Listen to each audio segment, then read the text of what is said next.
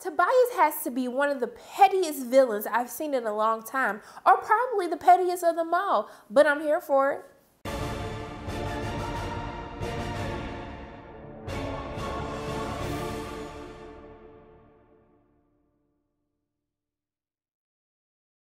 Hey everyone, it's Sharana from Pay Your Weight, and today I'm going to be reviewing episode 3 of Black Lightning, Lawanda, the Book of Burial. So, the beginning of the episode opens up with Lawanda's funeral, where you see the Reverend again, who is giving the eulogy for Lawanda. He actually says that he wants to start a march in protest to the 100 gang who has wreaked havoc over Freeland. And then we kind of cut to Nyssa, who is trying to figure out her powers, trying to figure out what controls it. And then we see that she makes the connection that breathing actually is the connection to her using her power when she wants to. So after the funeral service, the Reverend and Henderson and Jefferson, they are all having a discussion, and they're basically trying to talk the Reverend into calling off the march. They don't want any more violence. They know that if they do this march, they are going to be targets. They're basically taking a stand saying like, hey, we don't care about you 100, and we know that the 100 is not going to let that slide if it happens. And so then Henderson and the Reverend go back and forth. I want to know though, Reverend, how you wearing a $25,000 watch? I mean, by the way y'all talk about y'all city, ain't nobody got no coins to be giving you no $25,000 watch. So I'm just trying to figure out how is this happening. But what I think that I did appreciate is the discussion that they were having when he was basically like, hey, like you're trying to tell me don't do this march. But the people on your police force like have failed us already, because most of the police force is on the 100's payroll. And it's basically, he brings up the slave terminology, which we heard last week. And I'm assuming is going to be a continuing theme throughout the series. Basically, like, you guys are trying to keep us as slaves to the drugs and the violence, and you're really not trying to do anything to free us from our bondage right now, what we're dealing with in this city. And so then it cuts to Jill Scott.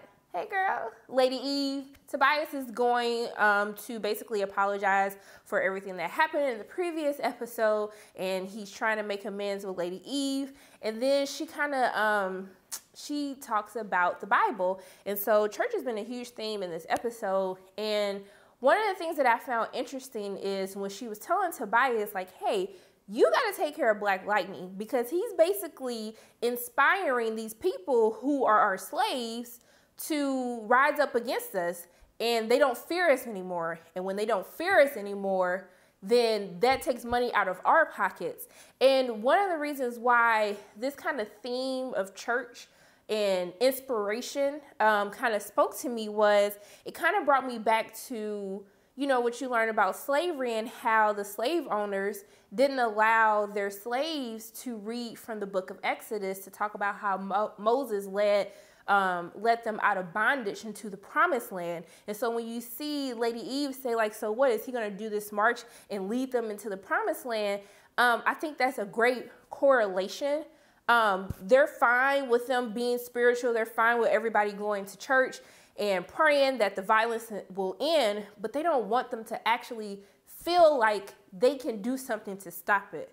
Because when they stop fearing them, then they lose their power. So for me, that was a really good correlation and tie into, you know, kind of like the slave mentality where, you know, it's okay to believe in your God. It's okay for you to hope that things get better, but we don't want you to actually think that you can make things better. So that's one of the things that like really, really spoke out to me. And so let's get on Jennifer and Khalil. So Khalil, I was like, you're so cute. Okay, I love you from last episode. But then I see you on the roof trying to like plot out how you and Jennifer gonna have sex. And I'm like, hold up, slow your roll, Khalil. Okay, because I need you to pump them brakes so you can stay in my good box. And also too, I love how comfortable, you know, Jennifer's parents are with her having company. But they just be letting y'all be on the roof all unsupervised and stuff. Like in my household, okay?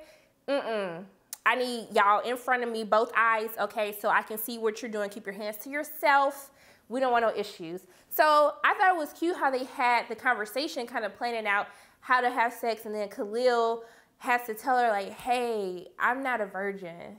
I mean, I am a virgin, and I just needed to be honest with you and tell you that because I don't want you to not like me anymore, to not want to have sex with me because I'm inexperienced. And so I thought that was so cute that he was just so open and honest with her. And the fact that they actually had a conversation and kind of planned, you know, everything out. She, you know, asked him, do you got condoms? Because, you know, we're keeping it safe. So I really love like that whole dialogue. I still like Khalil. I don't need you to be deflowering Jennifer, but I still love you, okay?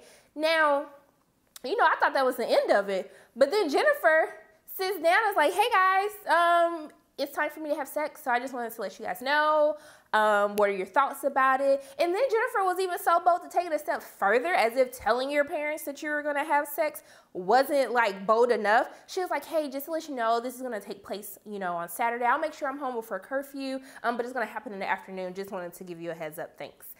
I thought that was just like, that was mind blowing to me, like super mind blowing to me, because for me personally, my personal thing is I feel like in the Black community that sex is such like a taboo thing that we just don't talk about. Like for me growing up, you didn't tell, like I did not feel comfortable telling my mother like, hey, I'm having sex. Like she's always keep your legs closed, you know, you wait till marriage, don't be giving, you know, all your stuff away.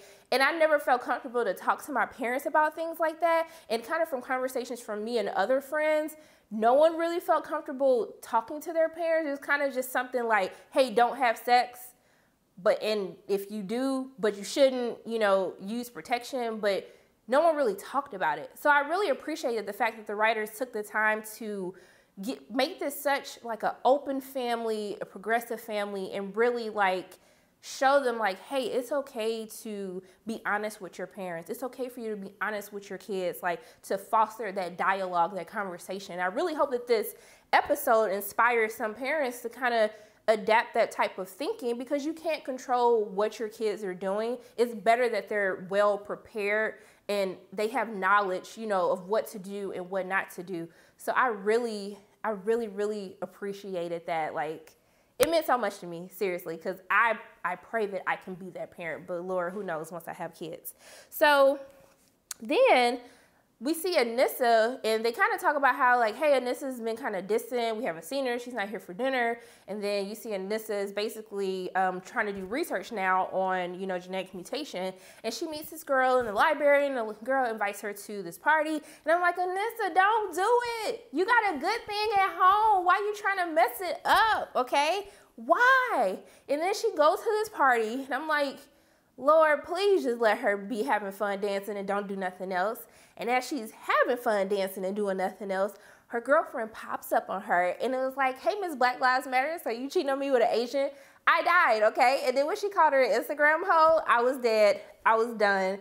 Like, I just love every moment of that, especially just her saying Black Lives Matter, because it's kind of funny to me because you see real people who are real big on the Black Lives Matter movement, and they date outside their race and everyone loses their mind. So I like that was kind of the situation in here, even though it seems like Nyssa is just friends with a chick, but we know that she doesn't really like the good thing that she got at home. I just hope that she gets her life together, because she pulling some bad chicks, and I just want her to stay great, but I do want her to be happy. So we'll see what happens with that. But back to the march. Okay, so the march is the main big thing that Jefferson has been preparing for. He basically decided, after finding out that they were only going to send one police car to watch over the march, we already knew that, he decides he's going to protect them, especially after the Reverend told him that the reason why Lawanda felt bold enough that she could save her daughter was the resurgence of Black Lightning gave her hope. And so he wants to make sure that he's there to protect them. And you see that he's kind of training, trying to figure out how to make sure that everybody goes home safely. And so it brings us to Tobias.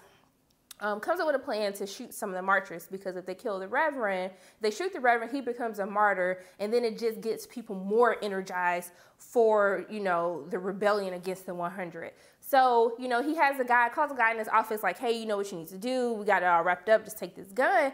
And then the dude was like scared, rightfully so. And Tobias petty behind stabs this dude in the hand. It had the audacity to tell this fool, don't be bleeding on my desk. Tobias, really? Like, seriously? Why are you so petty? But I love him so much. I love this villain. I really love him. I can't wait to see how they develop Eve. But most of all, I really want to know why Tobias, like, can't stand, like, Black people. Like, I don't know, and this could be me reaching, but this is my own little theory. It could be, is it because he's never felt Black enough being an albino, and that's why he has this kind of hate towards Black people, or what? That's just my theory, but I'll wait. I hope that they kind of go through some backstory to kind of help us understand why he has this negative view on Black people. And so you see, we get to the march, and as everyone's marching, Jefferson notices the shooter. He protects him. He gets rid of the shooter, gets rid of the other shooter, and then Tobias pulls up, and he's like, I hate church folks. I hate these church-going Negroes. Always singing and always want to go to heaven but don't want to die. And I was just like, Tobias, I'm so done with you. But it was just crazy. Like, it's just crazy how this theme of church and being, like, having hope is just too much for them. And so he sees that Black Lightning, like, hey, y'all tell me he's dead. He's actually alive. He sees him with his own eyes. And he has his people try to take him out. But instead, the bullet misses Black Lightning and hits the Reverend and hits Khalil. And we basically don't get an update on the Reverend, but we find out that Khalil is paralyzed or possibly paralyzed. And that totally just crushed me, because it kind of leads to how, like, in today's society, you know, how there's so many, like, good kids, good people that are caught up because they have these circumstances that they can't get out of yet. And like Khalil was saying in the previous episode, like, hey, like, I'm going to use my talent. I'm going to get a scholarship. I'm going to get out of here. And just like that, him trying to do something good and march and protest against the 100, he ends up getting shot, and kind of all of his dreams are potentially shattered. So that really touched home, and it really hurt. Like, I hope that he's okay. I hope that he does get finally perseveres and gets to walk again. But I guess we'll have to just tune in to see. But back to this family dynamic, I really appreciated the conversation with Lynn and Nyssa, and how, you know, she talked about, like, hey, mothers know what's going on. There's nothing like a mother's love. And, you know, she could tell that Nyssa is keeping something from her, and Nyssa tried to say, oh, we broke up. And she was like, hey, you're going to have to try better, because I already knew that she liked you way more than you ever liked her. So I know that you're not tore up or hurt about this. So I really love that, you know, Lynn is invested in her family. You see that she's getting, you know, after the events that happened at the march, she's open to the idea of accepting Jefferson being Black Lightning. I'm still trying to figure out that whole dynamic. Like, when she told them that she wanted the girls to come and stay with them, like, I'm trying to figure out, like, how they ended up staying with the dad and not with the mom, especially since she's the one who initiated, you know, leaving. I hope they give a little bit more backstory to that, but I really appreciate how communication is front and center with this family. You know, their children feel like they can talk to them about anything. They could talk to their kids about anything. And I love that. Even the conversation with, like, Jefferson and Khalil, I was like, this is too much. And, like, Athlete's Foot, really, like, I was just like, that whole conversation was just like, first of all, it was out of line for him being a principal. I understand for him being a dad, but I just thought it was too cute and too funny. But I really enjoy how everyone communicates.